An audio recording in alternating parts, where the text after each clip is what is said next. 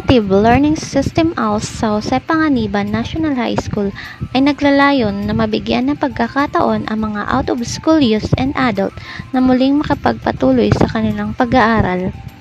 Marami na ang mga kabataan at mga maedad nang nag-aaral dito sa ALS Senior High School ng Jose Panganiban. Ilan lamang sila sa mga estudyante na nagpatuloy sa kanilang pag-aaral sa kabila ng kalagayan nila sa buhay dahil alam nilang sa kabila ng kanilang paghihirap, makakamit nila ang kanilang minimithing pangarap sa pamamagitan ng Alternative Learning System Program. Siya si Beverlyn Ibalderosa, mag-aaral sa ALS.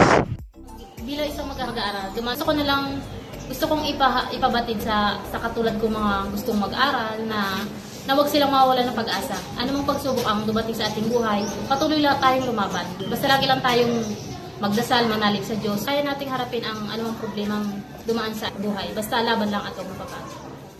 Ito ang aming panayam kay Sir Marlo Fiel Sultan. Bawat isa na mag-enroll para matapos nila ang Senior High School ALS, para maka-exam sila ng civil service. Yun ngayon ang bago.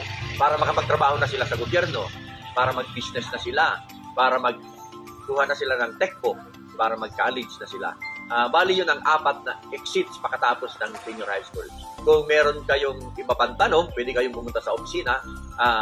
Sasagutin namin ang iba pang ninyong katanungan tungkol sa alternative learning system ng senior high school. Yun lang.